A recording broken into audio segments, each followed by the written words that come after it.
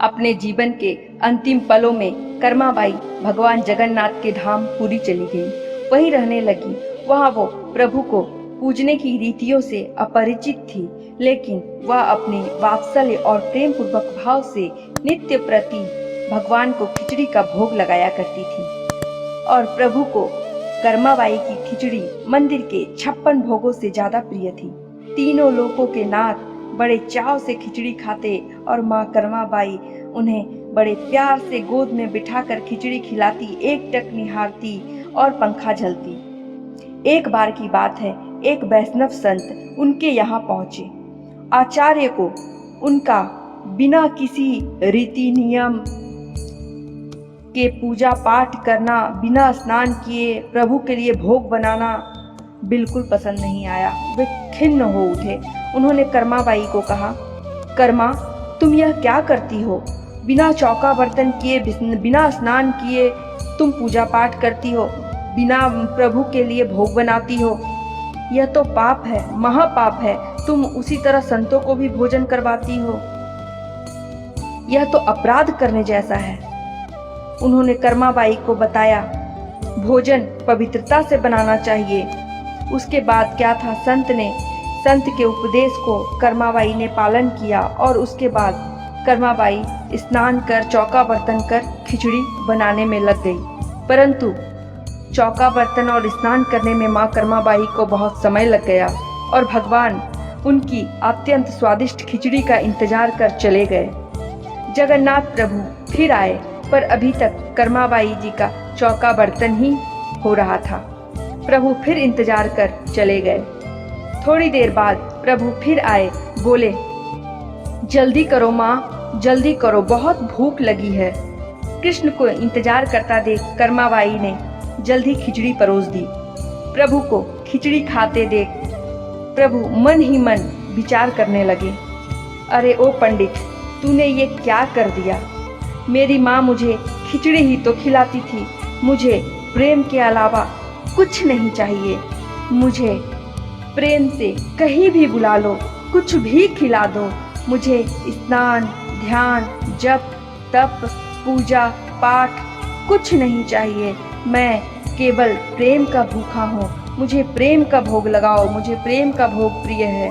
प्रभु ये सोच ही रहे थे और भोजन कर रहे थे, तब तक बहुत देर हो चुकी थी। प्रभु का मंदिर से बुलावा आ गया। मंदिर में घंटा बजने लगा और भगवान बिना मुख साफ किए ही मंदिर के लिए चल पड़े। मंदिर में जगन्नाथ जी के मुख पर खिचड़ी का जूठन लगा देख ब्राह्मण चौंक गए। उन्होंने मन ही मन पूछा, आप कहाँ गए थे प्रभु? कहाँ से खिचड़ी पाकर आ रहे हैं? यहाँ 56 भोगों की व्यवस्था है, आप कहाँ जाकर खिचड़ी पाकर आए, कहिए प्रभु। इस तरह मन ही मन पुजारी प्रभु से वार्तालाप करने लगे। तब जगन्नाथ प्रभु ने उन्हें कहा, यहाँ बगल ही में मेरी एक भक्त रहती है, कर्माबाई। वह मुझे बड़ी प्रिय है। वह मेरे लिए नित्य प्रेम से खिचड़ी बनाती है और बड़े प्यार से मुझे खिलाती है। मुझे माँ कर्माबाई की खिचड़ी बड़ी प्रिय है, पर आज एक गड़बड़ हो गई है। एक संत माँ कर्माबाई को पूजा पाठ की विधि बता आए हैं और माँ कर्माबाई तो बड़ी भोली भाली है, अनपढ़ है, उसे किसी भी विधि विधान का ज्ञान नहीं है।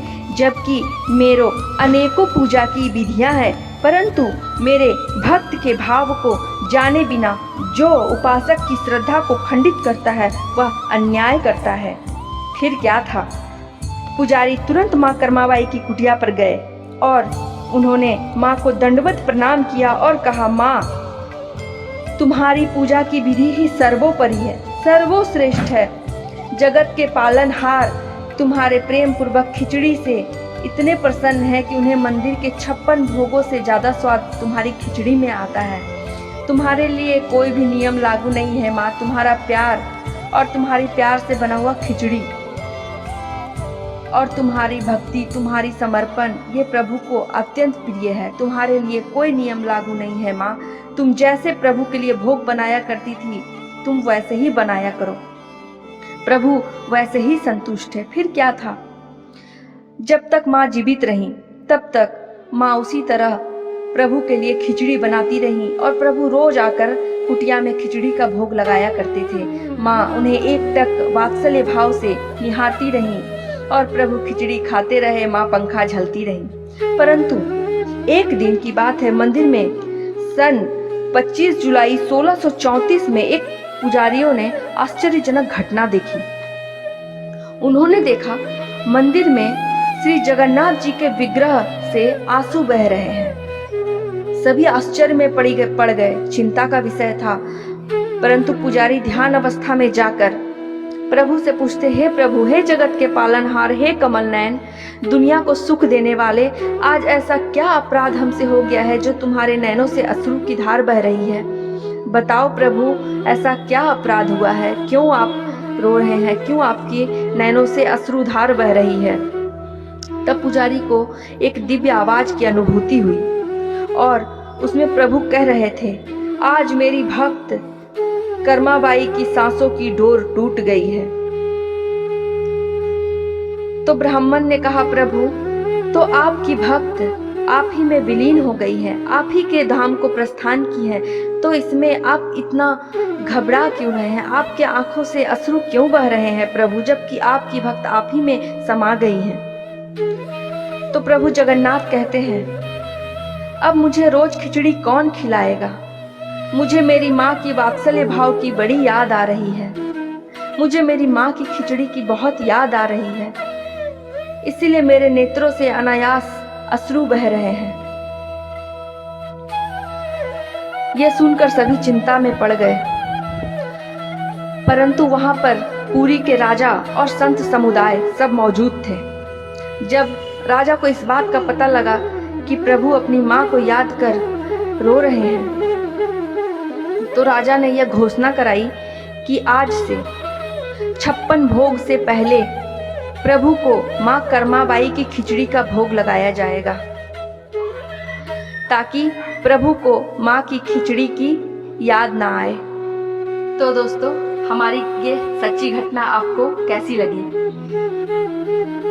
लेकिन यहाँ एक बात विचार करने योग्य है कि प्रभु ने हमें जो दिया है, धन दौलत, ये सुंदर काया, तो हम प्रभु को प्रसाद स्वरूप वही अर्पण करते हैं। तो प्रभु कैसे प्रसन्न होंगे?